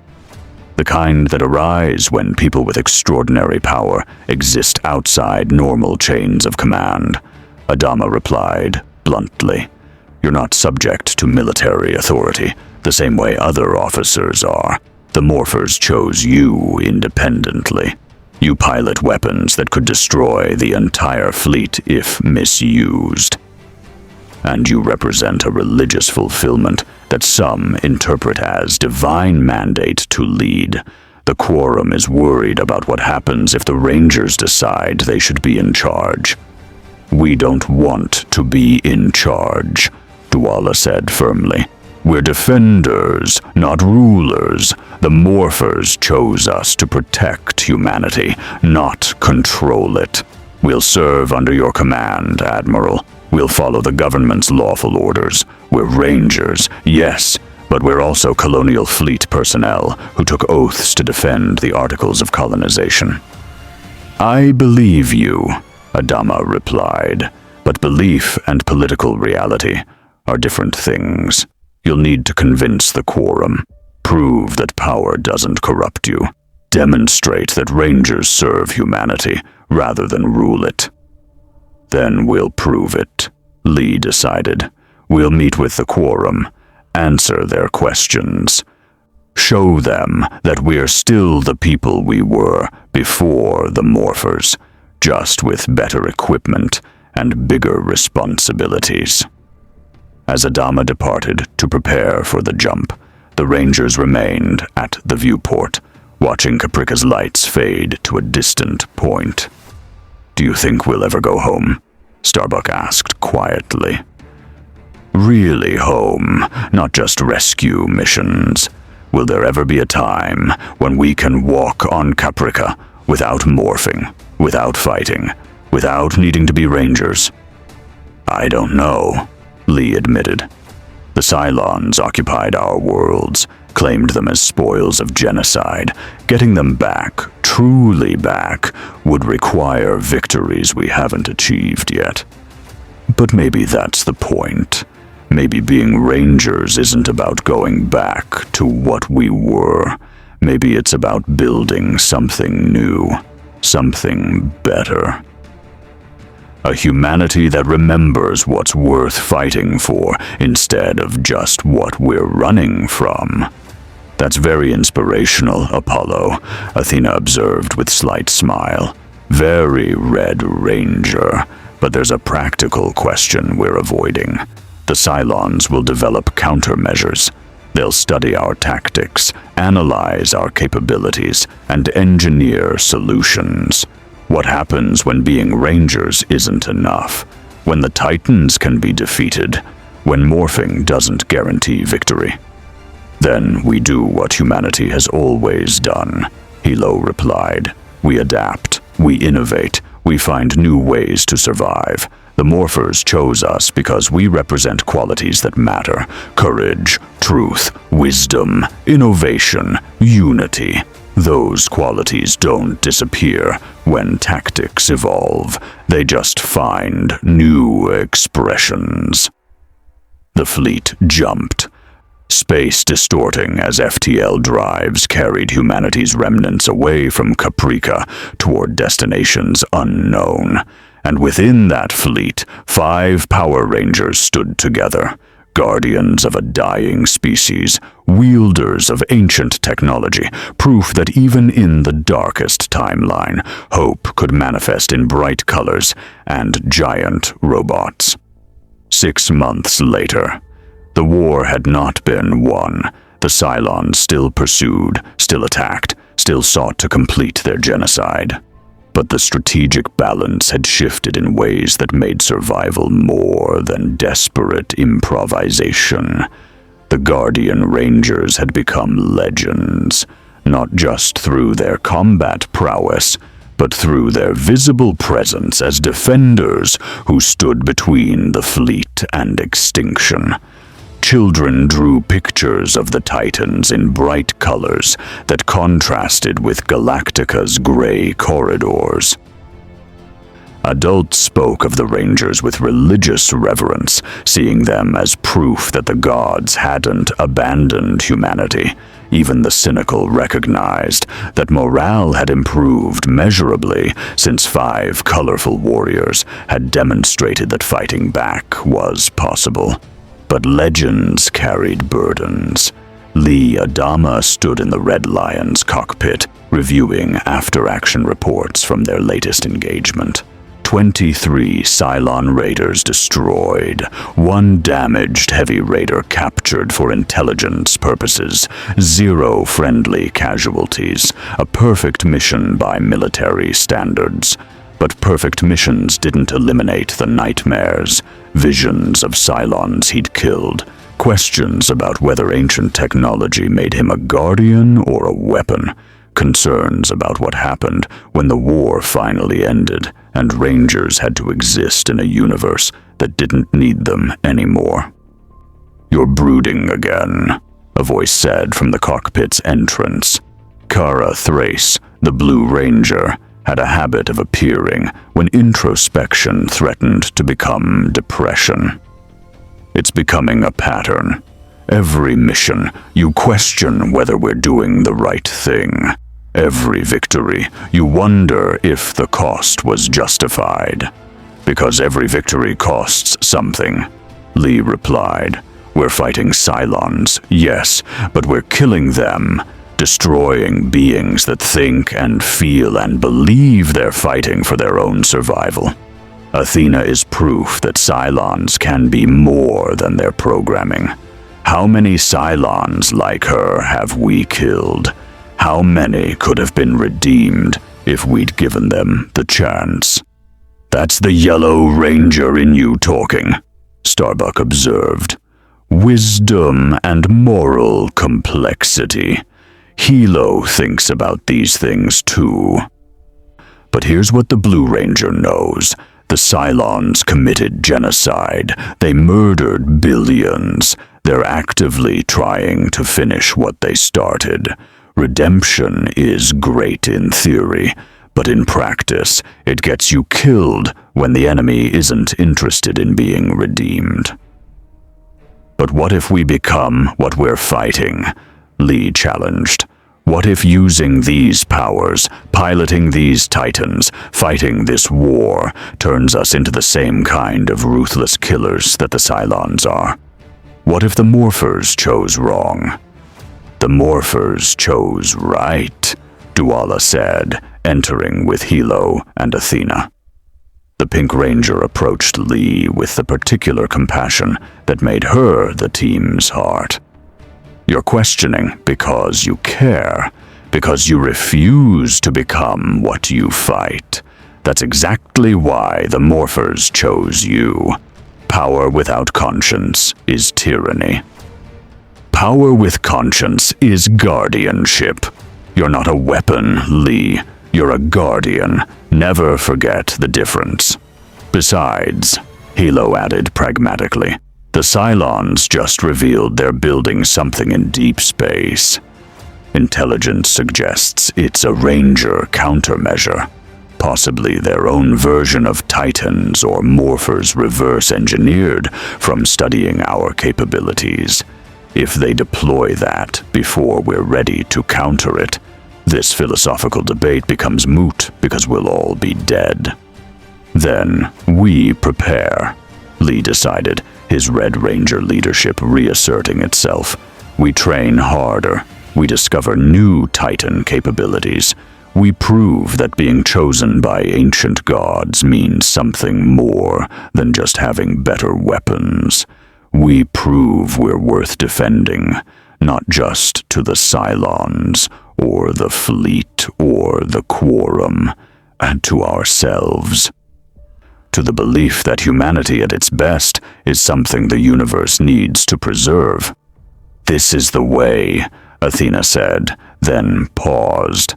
"Wait, wrong franchise. Sorry, force of habit from watching those holovids in the rec room." "Close enough," Starbuck laughed. "Rangers, Mandalorians, Jedi, all just different flavors of chosen warriors with special powers fighting impossible odds. At least our franchise has giant robots. Our franchise also has genocide, religious warfare, and questions about what it means to be human versus artificial life," Hilo pointed out. "So maybe we don't want to compare too closely." "Fair point," Lee conceded. "But here's what matters. We're Rangers, guardians chosen to defend humanity during its darkest hour. We didn't ask for this responsibility, but we accepted it. And we'll carry it until either the war ends or we die trying to end it, together, as a team, in ridiculous colorful armor, piloting giant mechanical animals, because apparently that's what the Lords of Kobol thought would work best." "It's working so far," Duala observed. "The fleet has hope. The Cylons are genuinely concerned about our capabilities, and we've proven that even in Battlestar Galactica's bleak universe, there's room for bright-suited heroes who believe in teamwork and second chances." The 5 Rangers stood together in the Red Lion's cockpit, looking out at the stars that represented both infinite possibility and inevitable danger. Somewhere in that darkness, the Cylons planned and built and prepared to eliminate the chromatic threat that had disrupted their plan. But the Rangers would be ready.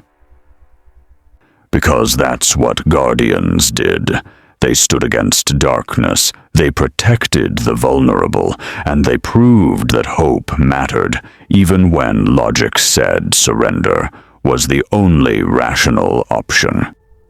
The Power Rangers existed in the Battlestar Galactica universe, and whether that universe was ready for them or not, they were exactly what it needed.